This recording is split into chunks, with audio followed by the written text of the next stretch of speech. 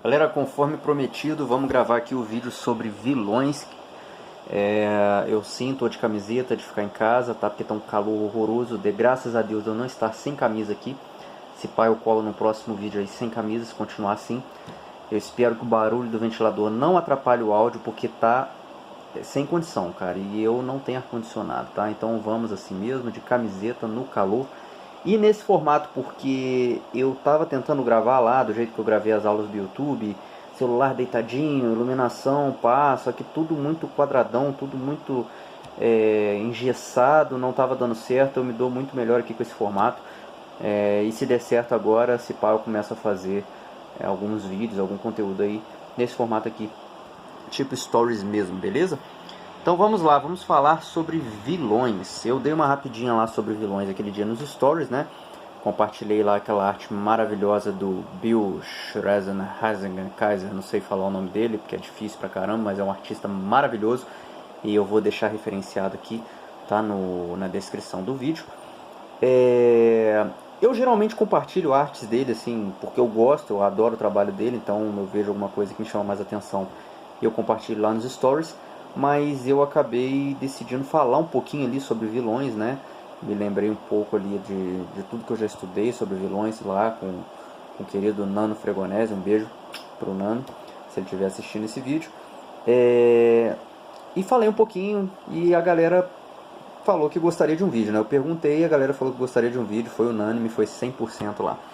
Então vamos lá. Primeira coisa que você precisa saber na hora de criar um vilão, né? Na hora de escrever o seu vilão, é a frase do Nano, né? Que eu até coloquei lá nos stories, que é o seguinte: ninguém é vilão da própria história, tá?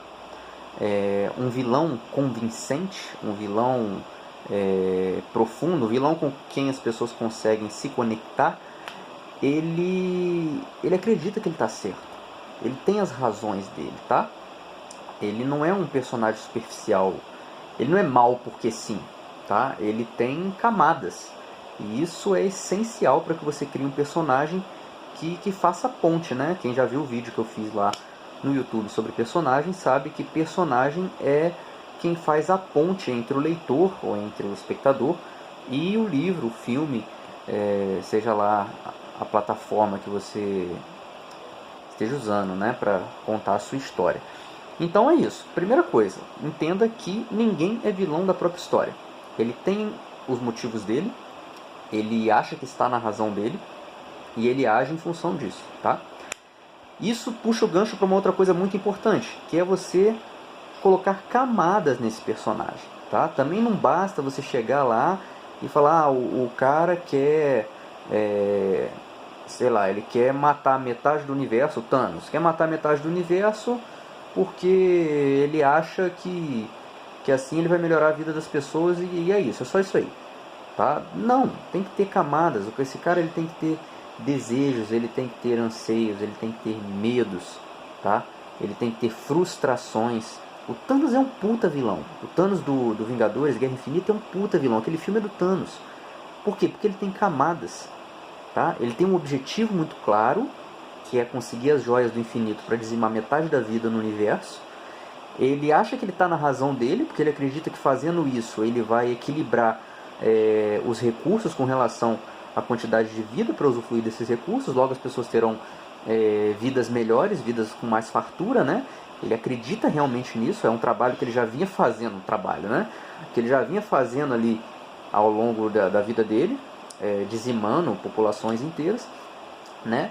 Mas não é só isso, ele tem uma complexidade ali, ele tem um carinho pela Gamora. Na porra, Rodrigo, o cara matou a Gamora. Matou, ele é um vilão, cara, mas ele tinha ali um amor pela Gamora, né? Tanto é que ele conseguiu a joia da alma desse jeito. Ele tinha as questões dele de respeito, né, com outros personagens. Ele tinha os medos dele, ele tinha as frustrações dele. Isso é mostrado, né, ao longo de Guerra Infinita e também ao longo ali de Endgame. Então ele é um personagem com camadas, ele é um personagem que te convence, você se conecta com ele, tá? Detalhe que se conectar não é concordar, tá? Não é gostar do que ele faz, não é bater palma, mas é compreender que ele é assim por uma razão, entendeu? Ele te convence ao ponto de que você, faz sentido ele ser assim. Não tinha como ele ser de outra forma. Ou então até tinha como ser de outra forma, mas faz sentido ele ser desse jeito, né? Ele te convence.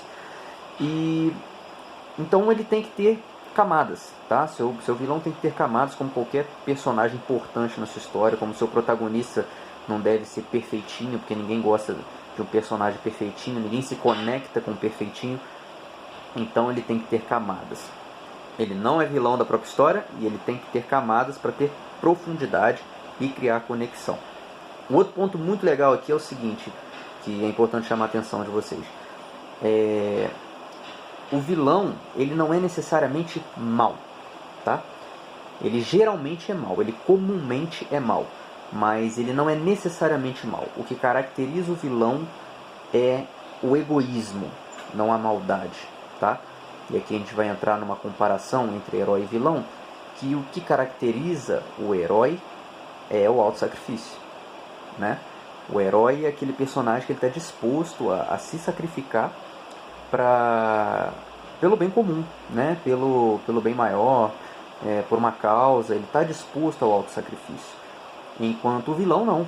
O vilão não está disposto ao autossacrifício, ele é egoísta, tá? Ele é movido por um sentimento de atingir o que ele quer a todo custo, e por mais que o discurso dele muitas das vezes seja de autossacrifício, você observa que ele não está disposto a se sacrificar.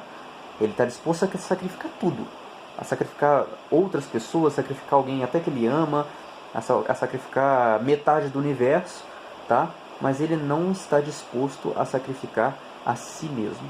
Então, essa diferença entre herói e vilão é importante entender, porque o que caracteriza o vilão é mais o egoísmo, tá? É mais o que ele acha que é certo, que seja feita a vontade dele, do que a maldade em si, tá? A maldade é comum nos vilões, mas não é o ponto determinante ali, ok? Rodrigo, me dá um exemplo aí então, de um vilão que não é mau, tá? Que ele é só egoísta. Um exemplo de um vilão egoísta, vamos colocar aí, você tem uma situação onde um cara que ele quer se casar com uma menina, né? E ele vai conhecer a família da menina. Tem um filme que é exatamente isso, mas eu não estou conseguindo me lembrar agora. E por acaso o pai dessa menina desaprova ele, tá? Não gosta dele. E começa a fazer uma série de coisas para separar o casal, ou para afugentar o cara, tá? Coisas assim, até reprováveis, tá? O que caracterizaria ele como vilão, porque ele poderia ser simplesmente um antagonista, tá? Então, pausa aí que a gente vai ter que fazer um parênteses aqui. Vilão e antagonista não são a mesma coisa, tá? Voltando lá no nosso vídeo de personagem também, a gente viu que herói e protagonista não são a mesma coisa, vilão e antagonista também não são a mesma coisa, tá? Por exemplo, o protagonista é o personagem principal da história. O antagonista é aquele que vai contra o objetivo do protagonista, tá? É aquele que vai de encontro com ele, que vai no confronto com ele, tá? Para impedir o protagonista de conseguir o que ele quer. Mas o protagonista pode ser o vilão, tá? Um exemplo relativamente recente aí é o filme do Coringa, onde se eu não me engano eu citei esse exemplo no vídeo sobre personagens também, onde o Coringa, que é absolutamente um vilão, é o protagonista da história. Os antagonistas ali são outras figuras, tá? É a polícia, é o apresentador do programa de televisão, é o Thomas Wayne, tá? São pessoas que vão contra o objetivo, né? Que são obstáculos pro protagonista, que é o Coringa, conseguir o que ele quer. Então, muito importante saber isso. Vilão e antagonista São duas coisas diferentes. Agora, voltando lá no raciocínio do pai que quer separar a filha do namorado, do noivo. Ele poderia ser simplesmente um antagonista, tá? Se ele só não fizesse questão do casamento, se ele só fizesse objeção, ou se ele fizesse linha dura e tal, ele podia ser um antagonista. Ele entra na questão da vilania ali, ele se torna um vilão da história a partir do momento em que ele coloca a vontade dele acima da vontade da filha, tá? E age em função de separar esses dois, tá? Eu não estou me lembrando o nome do filme, é o filme com Robert De Niro lá. Na verdade, eu até dei um mau exemplo aqui, porque ali ele não é um vilão necessariamente, ele não age para separar a filha do cara, né? Se eu não me engano é o Ben Stiller. Ele investiga o cara, ele quer saber se o cara tá fazendo. Ele desaprova, né? Ele preferiu o outro namorado da filha, mas ele fica com o pé atrás, ele investiga, ele tenta mostrar pra filha que o cara mente pra ela. Então, assim, ele é um antagonista, mas ele não é necessariamente um vilão. Um vilão seria se ele usasse de artifícios para separar os dois, porque ele simplesmente não gosta do cara. Então ele é movido por esse egoísmo, pela concretização da vontade dele, e dane-se que a filha quer, dane-se que os outros querem, tá? Tem essa diferencinha aí entre um personagem ser apenas um antagonista, entre o personagem simplesmente ir contra a vontade do protagonista, e ele ser um vilão realmente, tá? Outro ponto interessante aqui para chamar a atenção foi até o que eu compartilhei esses dias aí no post do Nando Fregonese, onde ele fala que heróis e vilões geralmente têm origens parecidas, tá? Pode ser que tenham origens parecidas, na verdade. O que diferencia um do outro são as escolhas que eles fizeram. Um herói ferido, um herói que foi ferido na infância, por exemplo, ele pode escolher agir para proteger as pessoas e impedir que elas sejam feridas também. O vilão, por outro lado, ele pode alimentar um ressentimento, um ódio, uma raiva e querer fazer com as pessoas aquilo que fizeram com ele, tá? Ou então alimentar um ódio de tal forma do seu agressor que ele acaba direcionando esse ódio para pessoas talvez que representem aquele agressor, tá? Para um povo, uma raça, uma religião que represente isso, aquilo que fez mal a ele, e começa a caçar essas pessoas. Então ele fez uma escolha completamente oposta do herói. Então isso é muito importante, tá? As escolhas que ele faz determinam se ele vai ser um herói ou se ele vai ser um vilão, tá? Então é isso, galera, não tem muito mais o que falar aqui. Esse vídeo já está com quase 15 minutos. Só recapitulando, você tem que lembrar, quando você quiser criar um bom vilão, que ninguém é vilão da própria história, tá? Você tem que lembrar que ele precisa ter camadas, tá? Para ser um personagem profundo, para criar conexão com as pessoas. Ele tem que ter medos, frustrações, desejos, tá? Sonhos, para ter camadas. Terceiro, qual foi o terceiro que eu falei? Lembrar que vilão e antagonista não são a mesma coisa, e que o que caracteriza o vilão mais do que a maldade é o egoísmo, tá? E ele não está disposto ao sacrifício pessoal, ele está disposto a sacrificar os outros pelo que ele quer. E, por último, isso, que às vezes heróis e vilões têm origens parecidas, mas que as escolhas que eles fazem é que determinam o que eles serão, tá?